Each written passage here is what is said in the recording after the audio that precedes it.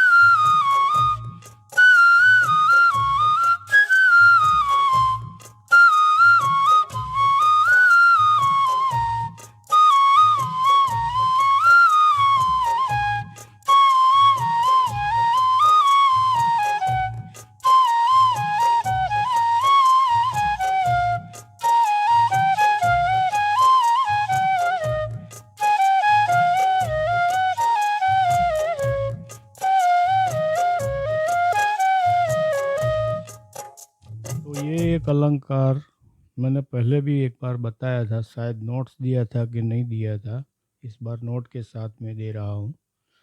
तो ये अलंकार स्वर ज्ञान के लिए बहुत ज़रूरी है, और आपको नए नए म्यूजिक सीखने के लिए यही सब उपयोग में आएगा, यही अभ्यास आपके काम में आएगा। वैसे संगीत जीवन भर सीखने की चीज़ है, आप कभी न कभी कभी भी सीखते ही रहोगे। या कोई सॉन्ग बजाना होगा, या कोई नया कीर्तन बजाना है, या कुछ भी बजाना है, तो कुछ नया आएगा, सुनोगे तो उसको बजाने की कोशिश करोगे, तो उसको पहले तो सीखना पड़ेगा। तो ये सब अभ्यास उसी के काम में आता है कि पहले हम खुद अभ्यास करें ये सब पलटा अलंकार का, तो उसके बाद में हम किसी भी म्यूज़िक को सीख सकते हैं। कोई भी म्यूज़िक पहली बार तो सीखना ही पड़ता है, और जब ये आत्मसात हो जाए तो वो म्यूज़िक आपका, वो आपको बैठ जाएगा। लेकिन नया म्यूज़िक जब भी आएगा तो सीखना पड़ेगा। तो सीखने के लिए ही ये सब अलंकार पलटास वगैरह की प्रैक्टिस, बड़े बड़े कलाकार भी हर रोज़ नई नई प्रैक्टिस करते हैं पलटा अलंकार की। और ये प्रैक्टिस सभी को करनी चाहिए। मैं आज भी सारे गमा पद निसा बजाता हूँ, हर रोज़ मेरे ये रूटीन में आता है।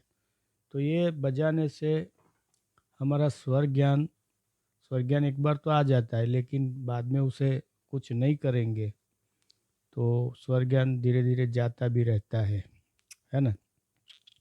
और बांसुरी के अंदर एक बात है कि आपने एक दिन का अभ्यास छोड़ा तो आप समझ लीजिए कि आपका हफ्ते भर का अभ्यास मेहनत पानी में जाएगी। अगर आपने एक हफ्ता अभ्यास नहीं किया है तो समझ लीजिए कि आपका एक महीने का अभ्यास चला गया। जो उंगलियां आपने फ्लेक्सिबिलिटी हासिल की थी, जो अलंकार पलटा बजा के, तो वो फ्री हो गई है। अभी आप एक महीना नहीं बजाओगे तो वापस वो जकड़ जाएगी। दूसरी बात कि जो रिदम श्वास की है, हमारी श्वास लेने की जो रिदम हमने डेवलप की है प्रैक्टिस के जरिए, सारे गम पद निसा सारे गम पद निसा बजाते हैं, तो उससे ये एक अभ्यास यही है ये कि हमें निरंतर ब्रीथिंग प्रैक्टिस करनी है रिदम में। तो वो जो अभ्यास आपने किया है तो उससे एक रिदम डेवलप हुई है श्वास की, अपने श्वास की, तो वो धीरे धीरे चली जाएगी। तो फिर से आपको मेहनत करनी पड़ेगी। और वीडियो शायद लंबा हो जाएगा, लेकिन स्किप मत कीजिएगा। ये बहुत कीमती चीज़ें मैं आपको बता रहा हूँ फ्लूट के बारे में। अगर आपका रिदम ब्रीथिंग लंबा नहीं हो रहा है तो ये आप सारे गम पद निशा की प्रैक्टिस से ही कर सकते हैं। आप मेट्रोनम लगा लीजिए। मेट्रोनम लगाने के बाद में मेट्रोनम की 4 बीट पर एक स्वर लगाइए, या 8 बीट पर 8 बीट तक एक स्वर लगाइए। इस तरह से अभ्यास कीजिए। बाद में धीरे धीरे उसको कम करते करते लंबे आगे जाए।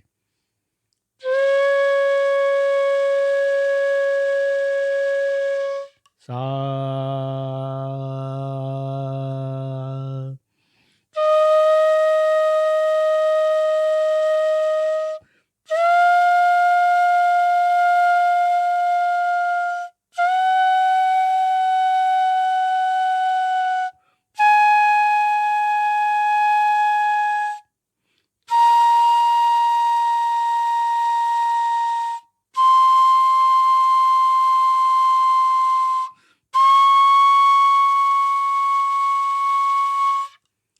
इस तरह से आपकी ब्रीथिंग कैपेसिटी भी बढ़ेगी, ऐसे लंबा जितना हो सके इतना लंबा, लेकिन रिदम के हिसाब से, मीटर के हिसाब से आप ये सरगम बजाएंगे। कोई भी ताल चला लेंगे, अगर आप 3 ताल चला के बजा रहे हैं तो यूँ समझिए कि उसका एक आवर्तन जो बजता है, तो पहले एक आवर्तन तक आप सा को सस्टेन कीजिए। अगर आपकी कैपेसिटी ज़्यादा है अगर, तो आप 2 आवर्तन तक सा को खींचिए, फिर रे को 2 आवर्तन बजाइए, सा, रे, ग। इस तरह से ज़्यादा आवर्तन तक आप खींचने की कोशिश कीजिए। तकरीबन 4 आवर्तन तक आप अगर सस्टेन कर सकते हैं तो ये बहुत बढ़िया बात होगी। तो ये धीरे-धीरे इस तरह से आप वहाँ तक पहुँच जाएँगे 4 आवर्तन तक। पहले आराम से धीरे-धीरे कीजिए, बाद में उसे, अगर आप 4 आवर्तन तक साह लेते हैं, एक बार ऐसा अभ्यास किया तो उसके बाद में 2 आवर्तन करिए, फिर 1 आवर्तन, फिर 1 आवर्तन पर 2 नोट लीजिए, फिर 1 बीट पर 2 नोट लीजिए, फिर 1 बीट पर 4 नोट लीजिए। इस तरह से भी अभ्यास आप करेंगे तो ब्रीथिंग का जो रिदम है, हमें श्वास लेना है, लेकिन कहाँ लेना है, ये म्यूज़िक के दौरान कहाँ श्वास ले सकते हैं, तो ये इसी अभ्यास से आपको पता चलेगा। बहुत सारे लोगों को ये फरियाद रहती है कि मैं कुछ बजाता हूँ तो बीच में सांस लेने के लिए रुकता हूँ तो बीट चला जाता है, ऐसा हो सकता है। तो ये अभ्यास से डेवलप होगा कि आप रिदम के साथ में बजाते बजाते बजाते आपको ये अभ्यास हो जाए कि भाई कहाँ हम सांस ले सकते हैं। अगर मैंने अभी ये वीडियो में आगे में बजाया, आपने देखा होगा एक ये पलटा बताया है उसमें, तो उसमें मैंने कहाँ पर सांस ली है मुझे भी नहीं पता है, लेकिन ये अभ्यास से होगा। तो देखिए और ट्राई कीजिए। आज के लिए इतना ही, फिर ये रिदम पर एक मैं अलग से वीडियो और बनाऊंगा। आज के लिए धन्यवाद।